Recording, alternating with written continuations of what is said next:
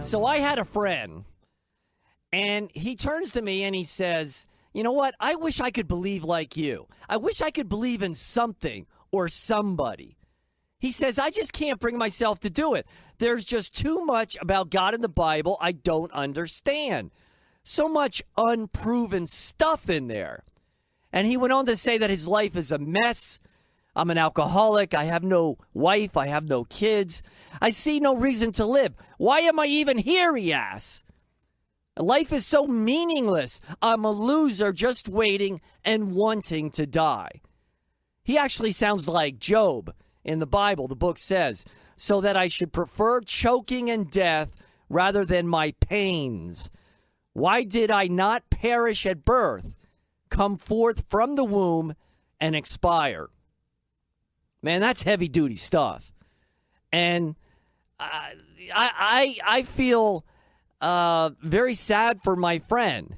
And we all feel that way, by the way, from time to time. There's no doubt about that, to some degree or another. But my friend's been locked into this quite a long time. That's just the way he feels. To which I said to him, with all his complaining and points of contention, I turned to him with a caring, concerned eye, and I said, "So what? So what it's like that for you?" I told him, "You know what? You're halfway there and you don't even know it. You just got to just make the next step and start believing in Jesus, the Bible, God, and the Holy Spirit. Just make the plunge. It's okay to give up on your life, on your way of doing things, and look for a new, viable way of doing things. You start by making that plunge. You say, hey, plunge.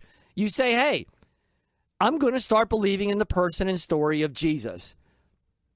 And I told my friend that, I'm no different than you are. You think I'm so different for believing? You think I'm special? I'm not. I was basically in the same exact situation that you were in. No difference. And we're all like that from time to time. As I said, we're all lost in the woods late at night. Yeah, you hear the wolves howling. Ow! And if you listen closely, you could actually hear them. Ow! I'm going to eat you for dinner. Ooh. There's only one way out. Follow the one true light. Jesus promises to save you, to get you out of that mess you're in. And again, we all get to the point where we have nothing left to lose. We've had enough. Can't go on much longer. We need some kind of positive change. So we stop. We're all alone. And we say, "Hey, God, if you're up there, let's do this. Because I officially give up. It's over for me. Now, God, what is it exactly that you got? Please tell me what you want me to do. Let's have it. I'm willing now to listen and to obey. Willing to do anything for you." It's kind of like when you first meet a really good-looking girl and you start dating her for the first time. First time you had a really good-looking girl and you say to yourself, "You know what? I'm willing to do anything for this girl to keep her." And what happens? She steals your soul. And it's your fault. I mean, you give up your dignity and your pride and all that stuff for a girl. Hey, she steals your soul, walks all over you, and then you finally come to your senses one day and break it off. So talk to Jesus like a human being, like he was down here on earth. Ask him to help you, to save and rescue you. Ask him to communicate with you. The book says, "Relieve the troubles of my heart and bring me out of my distress." And hey, if you're up there listening, God, then I want in on this 100%. Once you give up that arrogance and you submit and you look for God and you seek him out, things start to change. I don't know how, but they just do. Hey, we got a call. Who's this? Good morning, Robert. It's John calling, and you need to remove the word if from that sentence because God is up there listening. Well, I agree. The reason I said that is possibly before you get born again. You're confused. You don't know what's going on. I know I was in that situation where I finally said, look, God, if you're up there, I need you now. I need help. And then you realize quickly he's real. He's real and he's listening. Amen, brother. And I, too, was once lost and am now found. And it's absolutely beautiful and amazing when you take that leap of faith that things just kind of seem to start falling into place. And you're like, wow, I just was a little bit arrogant and I wanted too much control and I needed to let it go. Like pieces of a puzzle. It all fits together. But you have to Amen, be patient. brother. And let me throw this in here real quickly. I saw a werewolf drinking a pina colada at Trader Vic's. His hair was perfect. Ha! Wahoo! You like that song? Oh, yes, I do. Hey, Robert, I have been listening. I pay attention to the radio. I pay attention to reality. I pay attention to politics, and it's very disturbing lately what's going on. One of my little sayings for it is McGording and welcome to Upside Downyville. And I was discussing a lot of this yesterday with a guy at a pizzeria, and he and I agreed on everything until I went to one of my favorite point number one things is we need to shut down the Department of Education. We need to get the federal government out of the public school system. And I mentioned something else going on in the modern world, and he kind of, all of a sudden, he was looking at me with a disdainfulness, and like he wasn't on my team or on my side anymore. And he came back to me with, well, that's where you and I differ because I read the book of Revelations, and this was all predicted to happen. So he has a very strong faith, as do I. I like to think I do. But my thing is, do we need to be living in the end of times, or can we take control and say, hey, when Satan is at the helm, we need to take him away. We need to kick him away from being at the helm. We need to say, no, we need to get back to God. And we, the people, need to stand up and say, I have a better idea. No. We always fight against evil every time we see it. We just don't stand by idly and do nothing. And the educational system is downright evil where they use it as a brainwashing tool. Yeah, and I have to say to you, sir, your program has improved exponentially. There's the word for the day from John the Wordsmith. How so? Oh, well, I mean, since you started this, you obviously have a penchant, a desire to grow your vocabulary. It's always been Bible-based, and that's very important.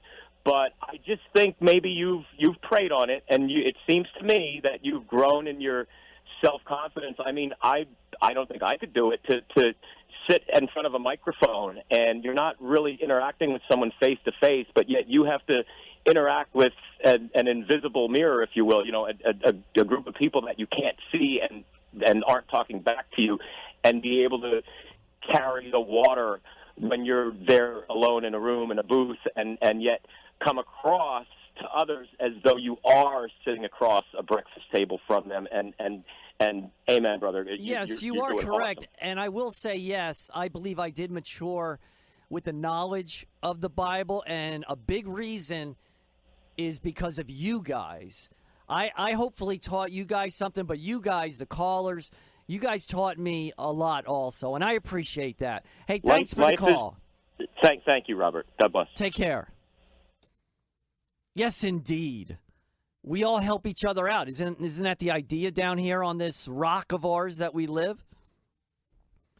So hopefully we can discover and learn more and more about the life of Jesus. That's the key. You can't be into a religion and think they're all the same and think you're going to get to heaven without mentioning Jesus, without believing in Jesus. That's a crucial part.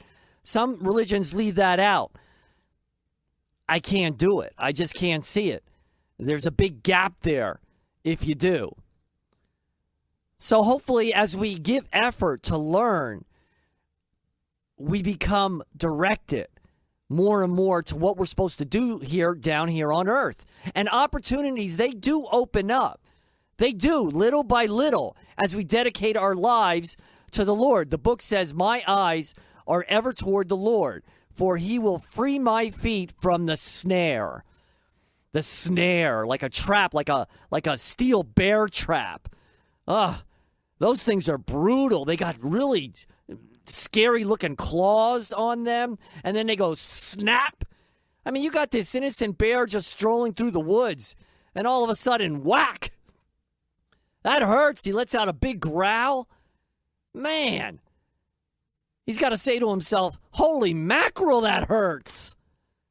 And he says to himself, you got to be kidding. Isn't there animal rights that ban this kind of thing? So the bear says to himself, you know what? I'm just going to play dead. I'm going to close my eyes and lie here in this bear trap. And then when these forest rangers come around, I'm going to eat them all up. Yeah, I'm going to crap them out of me. I'll fix them. Don't expect me to be full of laughter and pleasantries like Yogi Bear. Nah, that's not going to happen. How dare they put these traps in the forest? So talking about my friend who evidently gave up on himself and his life, and he stops there, which is a mistake. He just got to keep moving on and take the next step of believing in God, in the Bible, and the life of Jesus. And I got to tell you, giving up on your life and your way of doing things, that's the norm. That's not the exception for people that make the switch. Now, same thing that happened to me and so many others. My friend, I don't know. He thinks I'm special just because I decided to believe in God. No, I'm no different than you. We're all desperate for help from at one time in our lives. That's the way it's designed. Get a grip. I told him that if I could learn to believe more and more in Jesus, then so can you. There's no reason why you can't. When you're all alone by yourself in some peace and quiet, just talk to Jesus as a person, a human being, which he was down here on earth. Ask for the help, the guidance, the change. Ask him to get you out of your rut, this big hole, this abyss. Ask him to bring a life of peace, joy, and happiness. Say, hey, I can't do it on my own. Give me the strength to focus in on you and not myself for once. Focus, like when you got a new set of binoculars from your parents when you were a kid, you can grab a hold of anything in the neighborhood and focus in on it really nicely and acutely. You get the binoculars because you told your parents, I could see the football games better when I go. And I'm also developing an interest in bird watching. Yeah, I need the binoculars, so you get them for Christmas. But the real reason you got them is because you're in 9th grade and there's a neighbor girl who's a senior and a cheerleader. And she just happens to enjoy sunbathing 3 times a week. So that's more accurately the reason you got the binoculars. Before she was all so far away. Not anymore. Hey, when you're in 9th grade. I'm the only one that did that? I don't think so. Bored guy? He's not listening. So stop telling yourself you can't believe in God and Jesus because of this, that, and the other thing. Even though it may not make sense to you and you say to yourself, oh, it just doesn't add up. So what? But you can't tell me if you really want to believe that you can't because of science or some other stupid reason. Just believe anyway. It only helps you and the people around you, not to mention you won't go to hell. Hell's real. Put all your rationalizations, your doubts, your science aside. Do yourself a favor and simply decide to believe. See where it leads you. The book says the gospel is the power of God leading everyone who believes in it to salvation. So throw all your doubts, questions, and confusion in the garbage can. That's where the devil wants you, by the way. As long as you're confused, you will stay in a state of limbo, undecided, good as dead. You're like a floating upside down fish. Just decide to believe and don't look back. Like dating. Like when you're dating and you decide to dump somebody, just do it and don't look back. Don't second guess yourself. Oh, she got a new hairstyle. She looks so pretty. Oh, she lost some weight. Oh, I'm finding myself attracted to her again. No, don't look back. You dumped her. Let it go. She still has that personality, a personality of a squirrel. You know, she was mean to you forever, like you took a nut away, and she's looking at you, mean, ready to pounce on you. So dump the squirrel. Let it go. Move on. We got a call. Who's this? Hey, Robert, how's it going? Barry, what's up? Did you like my yelling? Did you like my yelling there? My voice is going to suffer later in the day. It's good to leave it all out and release the tension once in a while, right? Well, I don't think I was out of line. I was just asking him a simple question. You know how Walt is. Walt's Walt. All right, what's up? No, I was going to tell you, I was going to say, now you talk about calling upon the Lord in the times of Now you said you strength. now you said you were going to tell me. Are you going to tell me, or are you said I was going to tell you? I don't know why people say that. I was going to tell you, and then you go on. Oh, no. Go ahead. When you call upon the Lord, you know, in times of trouble and tribulation and this and that, well, he might help you out on a spiritual basis. He's not necessarily going to help you out with your finite situation, your finite problem, you know. But that's the start of it. That's the start of it. That's the beginning. You get strong spiritually. You develop a spiritual side. Then the rest takes care of itself. And like you say, your problems may not go away, but now you can handle them. Now you can handle them. Yes, you got that strength by your side. That's really what we call upon them, for strength, right? I agree. You know, people forget about their spiritual side. We're spirit, soul, and body, right? We're three, aren't we? Yep. Absolutely. Mind, body, and soul. That's what it's about. All right. All righty. Nice to have some back in there. All right. Be safe. Thanks. So we all need to believe in Jesus' promises. Hey, and tell him, look, you lead and I'll follow. No questions asked. It's your way, not my way. And tell him and tell yourself, you know what? I'm going to start reading the New Testament more, and I'm going to learn about this guy named Jesus. Yeah, I will listen to people that know you, Jesus. Tell them and mean it, that I'm going to listen and become like them. And I will stay away from the negative influences in life. The book says their unbelieving minds have been blinded by the God of this world, so that they do not see the splendor of the gospel showing forth the glory of Christ, the image of God. Now, the God of this world, we know, of course, is Satan. And in Greek, it's called diabolos.